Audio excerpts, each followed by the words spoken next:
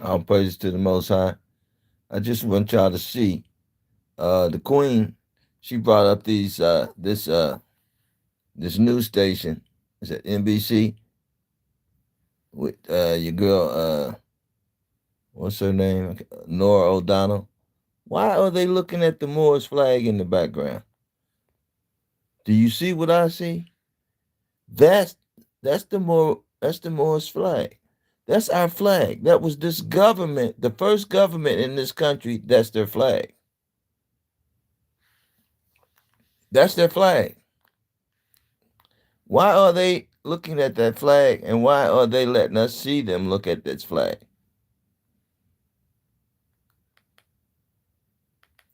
I'm gonna go. When will we know who wins the election? And while we don't know for sure, there are some clues. And so, who's better than looking at all those clues Look, out there is CBS News Chief Washington correspondent. you see it. These people, they full of tricks, but they not thinking right, so it's gonna all fold over on them. They gonna bite their own tongues and shoot their own self in the foot. They waking people up, man. They waking people up. This is how we get to the part where the Most High say, "They will say, ye are the sons of the living God." They waking us up themselves. I think it's because they believe there is no God, and they're gonna. And I think that just putting it all out there and say once once they see God's not coming back for them after we wake them up, and they see God's not coming back for them, they'll bow back down to us. That's the only chance they got, really. You know what I mean? That's their only chance they got to defeat the truth is help with the truth and hope that there really isn't a God. They did that before. Remember, the Romans did that when they killed Jesus. They said, just let them go ahead and we'll help them out. Just let them go ahead and have their Messiah. And once they'll die down once they see that they're still in slavery. But it's gonna be different this time. Jesus even said it. Look at Luke 22:36 through 38. And actually what he was saying, he said, I gotta go. I'm gonna go. I don't have to. He said, I have to because it's God's will. I'm gonna go lay my life down. He said, but I'm not saying y'all got to do that. It's without a fight in the last days. He told us in 70 AD that they were gonna overrun us and that transatlantic slave ship deal, going in slavery on ships, right? Taken to were carried away to a nation, a land you never knew. Now, the Northern Kingdom, they brought themselves over here. And you couldn't say, well, taken to a land they never knew meant taking them back to Europe. A lot of them never knew Europe, but they didn't need slaves in Europe, right? They couldn't feed themselves. The food was over here. The building of empire, the resources was over here. The land they never knew was South America and all the islands where they are now, where the Northern Kingdom, a lot of them, majority of them is down there now. That's where they went. That's where they took them on ships in chains to the land they never knew, the people whose language they didn't understand. Okay, so the Bible, it all plays out like the prophecy. It don't contradict itself. It never lies. God works it all out. He watches over His word to perform it. So, but it's just interesting to see the Moorish flag there. They know who the government is. They know who the real governors of this land is. Actually, of the earth. Okay, so look at the flag. It's the flag, Noah O'Donnell, the Trump, the number one Trump supporter herself. She's holding the flag up. And it's to mock us. To mock us. That's the only thing it could be. Is to mock us. Right?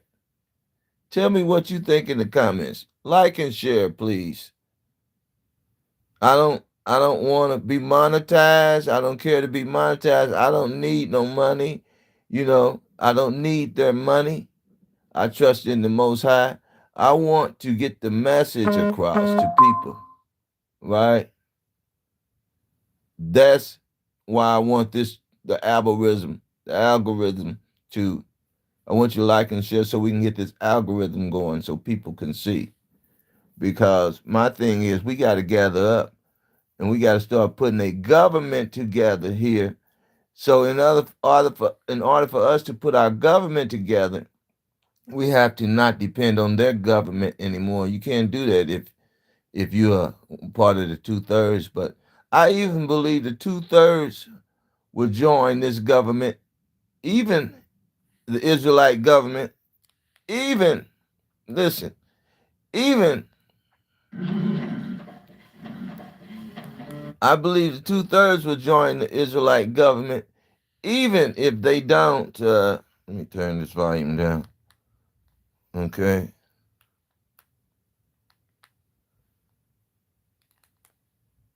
The 2/3 will join this government, even if they don't keep the laws and commandments of God. They will move out from among Esau and stop supporting his government, right? They will move out from among Esau and stop supporting his government if we put our government back together, right? We got to put it back together. And that's what we're supposed to be doing. The Most High knew that they were going to attack us. That's what they've been doing all down through slavery. So to tell us to gather together, come out among them, he knew they were going to attack us. So he had a plan to keep us safe, right?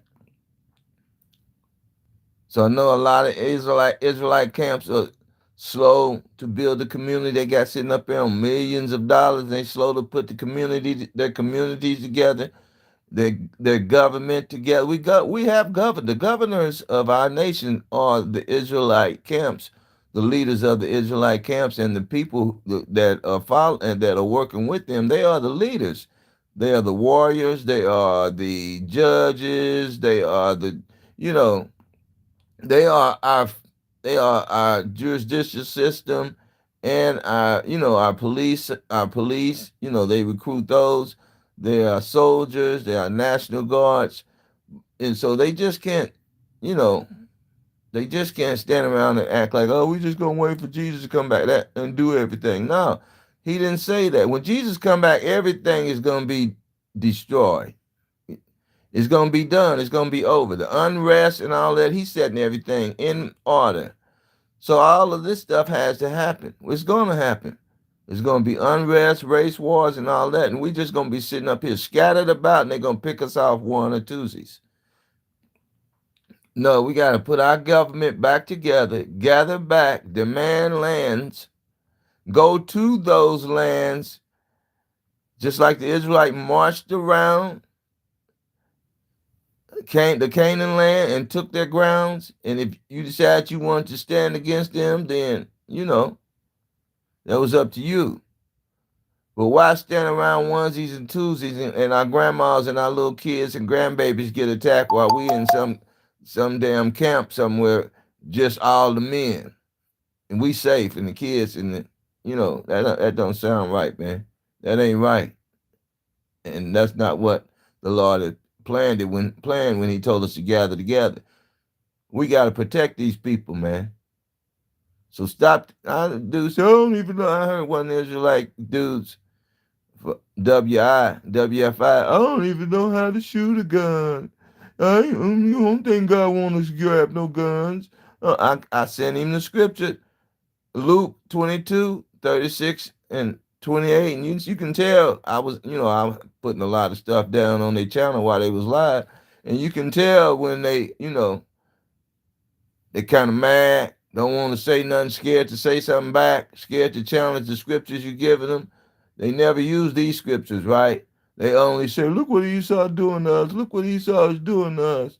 Look, when you give them all the scriptures to show you where it's, there's a spiritual battle and there's a physical battle. They ignore the physical battle.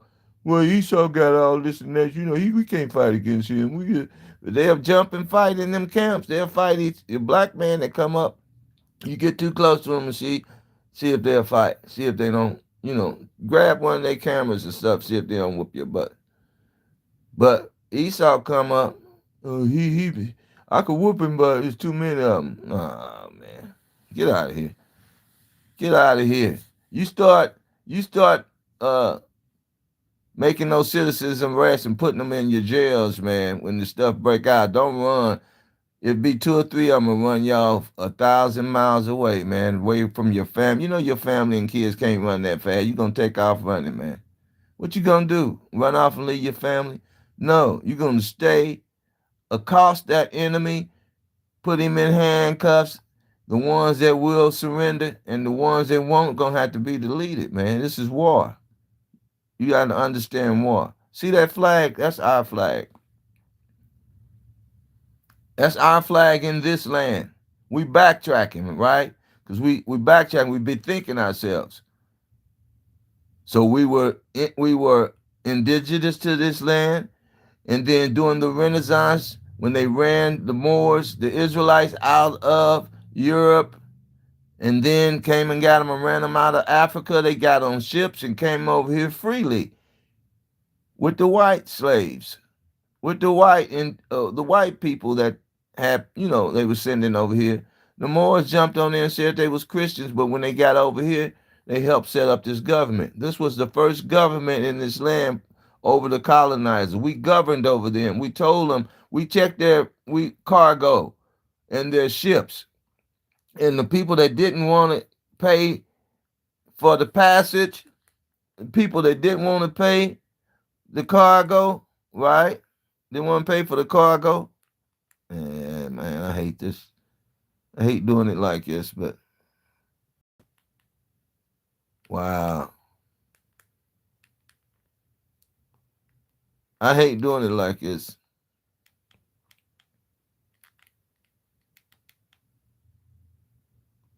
Okay. We'll get it back. Gotta get it back. We'll get it back. Okay.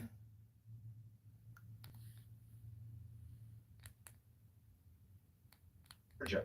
Why North Carolina and Georgia? The polls close early. So we were looking at that flag. I don't have much more to say, so let me see the Queen. Let's go back to Nora. One of the top questions people want to know: when will we know who wins the election? And while we don't know, we're talking about some clues. And so, who's better than looking at all those clues out there? Is CBS News chief. See the flag? We're talking about how they put it in our face. They want to see how awake we really are. That flag right there, it represents us in government before George Washington helped chop down the cherry tree. The cherry tree was that red flag. The Israelite government, the Moorish, this Al Morocco, right? This is what they were calling it. This is what the Moors, King James, they were calling this Al Morocco.